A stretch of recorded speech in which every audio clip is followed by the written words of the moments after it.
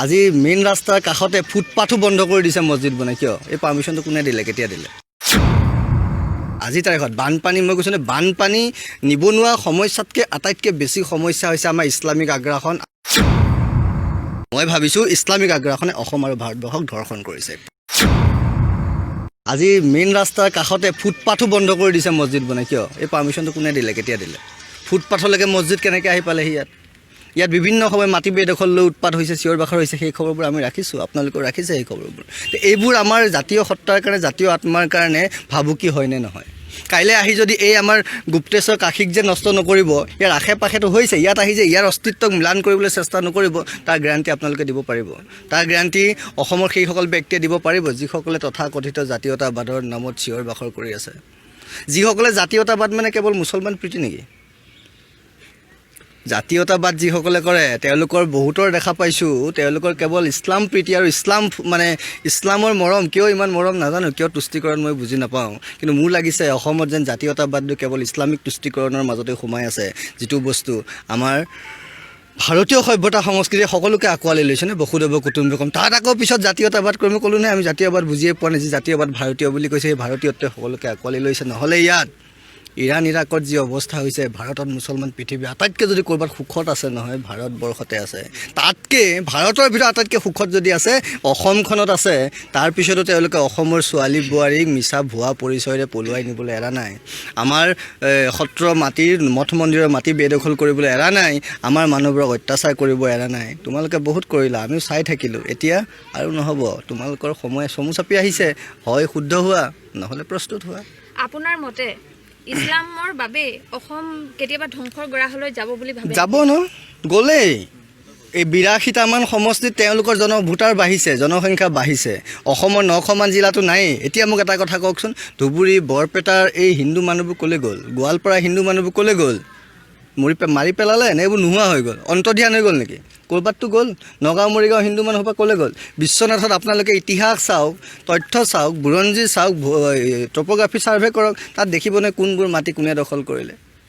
এই গোটেই কথাবোৰ যদি আমি চাওঁ আমাৰ কাৰণে আজি তাৰিখত বানপানী মই কৈছোঁ বানপানী নিবনুৱা সমস্যাতকৈ আটাইতকৈ বেছি সমস্যা হৈছে আমাৰ ইছলামিক আগ্ৰাসন আমাৰ সভ্যতা সংস্কৃতি আমাৰ জাতীয় জীৱনৰ প্ৰতি থকা ইছলামৰ পৰা অহা ভাবুকিটো নহ'লে কাইলৈ এটা স্পষ্ট কথা কওঁ এতিয়া মোক কোনোবাই এই কথাবোৰ কৈ থাকিলে মোক কোনোবাই বিভিন্ন ধৰণে কয় মোক এটা কথা কওকচোন নিজৰ মাতৃক কোনোবাই ধৰ্ষণ কৰিব মই তেনেকৈ কোৱাটো বিচাৰে নেকি মোৰ সন্মুখত মোৰ অসমক মোৰ ভাৰতক কোনোবাই নষ্ট কৰিব আৰু মই মাতো নামাতিম মইতো ইমান দুৰ্বল নহয় যে মোৰ মাতৃক কোনোবাই ধৰ্ষণ কৰিব মই মনে মনে চাই তেওঁলোকক আহ্বান কৰিম তেওঁলোকৰ ওচৰত শান্তিৰ বাৰ্তা দিম নিদিওঁ যি কৰিব লাগে মাকক ধৰ্ষণ কৰিলে মই তেনেকেই কৰিম মই ভাবিছোঁ ইছলামিক আগ্ৰাসনে অসম আৰু ভাৰতবৰ্ষক ধৰ্ষণ কৰিছে মাছৰ উজান উঠে বুলি জানে ন এটা কথা তো মাছৰ উজান উঠিছে আগতো হৈছিলে এতিয়াও হৈছে আগতে আমি জনা নাছিলোঁ বুজা নাছিলোঁ বা আগতো বহুত সংবাদ গোষ্ঠীয়ে প্ৰচাৰ কৰা নাছিলে কাৰণ তেওঁলোক কিছুমান এজেণ্ডা লৈছিল যে বেয়া নাপাব তথাপি আপোনালোকৰ মাজেৰে কৈছোঁ সকলোৱে নিজা নিজা এজেণ্ডা কিছুমান থাকে এতিয়া আমি যে জনজাগৰণ কৰিছোঁ মানুহ জাগ্ৰত হৈছে সেইকাৰণে মানুহৰ চকু খুলিছে মন খুলিছে চকু কাণ চব খুলি ৰাখিছে সেইকাৰণে ধৰা পৰিছে কোন প্ৰকৃত কোন ভুৱা কোন মিছা আৰু কোন সত্য কোন অসত্য গোটেইবোৰ স্পষ্টকৈ ধৰা পৰিছে এইকাৰণে যে পুলিচ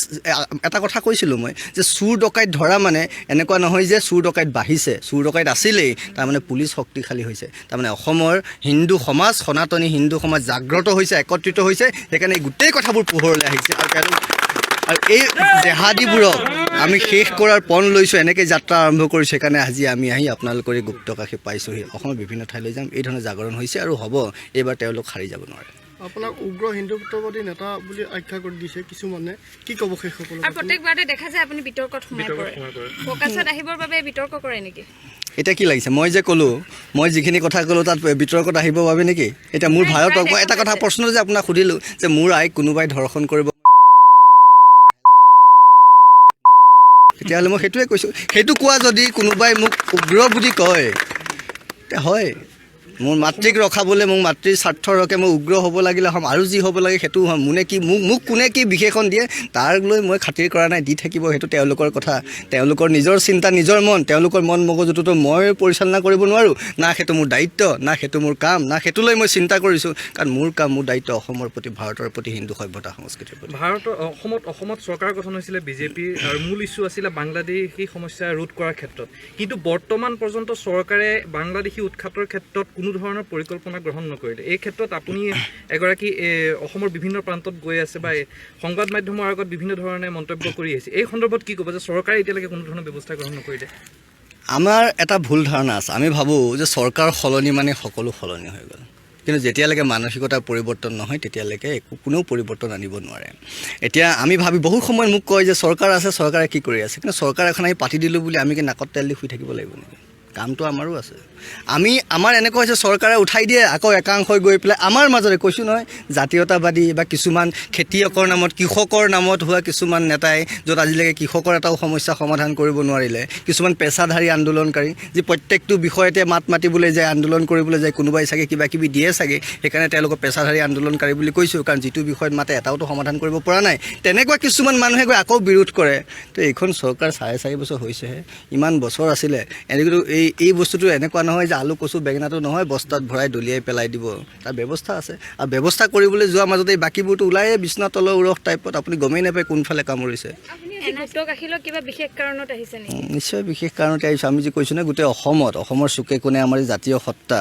আৰু হিন্দু চেতনা জাগৰণৰ এক যাত্ৰা চলিছে তাৰ ওপৰত আমাৰ যি মঠ মন্দিৰ আমাৰ সংস্কৃতিৰ ওপৰত ভাৰতীয় আত্মাৰ ওপৰত যিটো আমি জাতীয়তাবাদ বুলি কৈছোঁ আমাৰ ইয়াত একাংশ জাতীয়তাবাদীয়ে কি কয় মোৰ জন্মগত কথাটোকে জাতীয়তাবাদ বুলি ভাবে কিন্তু তেওঁলোকলৈ মই আপোনালোকৰ মাধ্যমে এটা কথা জনাব খুজিছোঁ যেতিয়া জাতীয় পতাকাখন তেওঁলোকে উত্তোলন কৰে তে সেই জাতীয় পতাকা যিখন জাতীয় পতাকা দেই এখন ৰাষ্ট্ৰীয় পতাকা নহয় জাতীয় পতাকা বুলি কওঁ নহয় আমি স্কুলতো পঢ়িছোঁ 3 বৰ্ণীয়া জাতীয় পতাকা সেইখন জাতীয় পতাকাই কোনটো জাতিক প্ৰতিনিধিত্ব কৰে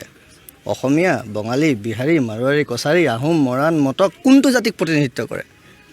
এই জাতিটো কি ভাৰতীয় হ'ব লাগিব নহয় যে জাতীয় পতাকা সেই যদি ভাৰতীয় এটা জাতি হয় তাৰ জাতীয়তাবোধটো কি ভাৰতীয়ত্ব হ'ব লাগিব সেই ভাৰতীয়ত্বৰ মূল আধাৰ বিষয়বস্তু কি হিন্দুত্ব হ'ব লাগিব তাৰমানে আমাৰ জাতীয় আত্মাটো কি হিন্দুত্ব আৰু যদি আমি জাতীয়তাবাদ কৰিছোঁ সেই জাতীয়তাবাদ কৰি যদি আমি হিন্দুত্বক বিৰোধ কৰিছোঁ তাৰমানে আমাৰ জাতীয়তাবাদীসকলে জাতীয়তাবাদটো বুজি পোৱা নাই এতিয়াও নহ'লে তেওঁলোকে সেই জাতীয় পতাকাখনক উত্তোলন কৰি সেইখনক চেলুট জনাই আকৌ জাতীয়তাবাদ বুলি কৈ নিজৰ ভাষাকেন্দ্ৰিক কথা এটা লৈ সীমাবদ্ধ হৈ নপৰিলেহেঁতেন ভাষাটো আমাৰ মত বিনিময় কৰা এটা ব্যৱস্থা আমি আছোঁ আমাৰ ৰাখিবই লাগিব ভাষা থাকিব লাগিব সংস্কৃতি থাকিব লাগিব আমাৰ নিজৰ কৃষ্টি থাকিব লাগিব কিন্তু সংস্কৃতি আৰু কৃষ্টিটো একে নহয় সংস্কৃতিটো আমাৰ ভাৰতীয় সংস্কৃতি কৃষ্টিটো আমাৰ শংকৰী কৃষ্টিটো আমি ক'ব পাৰোঁ শংকৰী কৃষ্টি কিন্তু এইটো ভাৰতীয় সংস্কৃতি আজি ইয়াত বিশ্বনাথত আৰু ওচৰতে আপোনাৰ উষা অনিৰুদ্ধ আছে ইয়াত কৈছিলে বান ৰজাৰ অভিশাপত এই গুপ্তকাশীৰ হৈছিলে গুপ্ত হৈ গৈছিলে কিন্তু বান ৰজাৰ লগত ভগৱান শ্ৰীকৃষ্ণৰ লগত বিশ্বনাথৰ কি সম্পৰ্ক আছে তাৰমানে ভাৰতীয় সভ্যতা সংস্কৃতিৰ লগত আমাৰ কি সম্পৰ্ক আছে আজি সেইসকল জাতীয়তাবাদীয়ে যদি এই থানত এই মন্দিৰক যদি এই গুপ্তকাশীক যদি অৱমাননা কৰে তাৰমানে তেওঁলোকে জাতীয়তাবাদ কি কৰিলে আৰু যদি জাতীয়তাবাদৰ নামত যদি তেওঁলোকে এই মন্দিৰক এই থানক যদি তেওঁলোকে অৱমাননা কৰিব পাৰে তাৰমানে তেওঁলোক জাতীয়তাবাদীও নহয় তেওঁলোক ৰাষ্ট্ৰবাদীও নহয় তেওঁলোক হিন্দুত্ববাদীও নহয় তেওঁলোক আদৰ্শহীন কিছুমান ব্যক্তি তেওঁলোকলৈ এইটো কথা স্পষ্টকৈ ক'ব খুজিছোঁ হিন্দুত্ববাদ মানে আৰু ভাৰতীয়ত্ব মানে আচলতে প্ৰকৃত জাতীয়তাবাদ যিজনে ভাৰতক ভাল পাব নোৱাৰে যাক আমি ৰাষ্ট্ৰীয়তাবাদ বুলিও কওঁ বহুতেই কিন্তু আচলতে ভাৰতক ভাল পোৱাটোহে প্ৰকৃত জাতীয়তাবাদ কিয়নো আমাৰ জাতিটো ভাৰতীয় আৰু সেই জাতিটোক পৰিচালনা কৰা যাৰ জাতীয় আত্মাটো হ'ল হিন্দুত্ব সত্যৰঞ্জন বৰা জিন্দাবাদ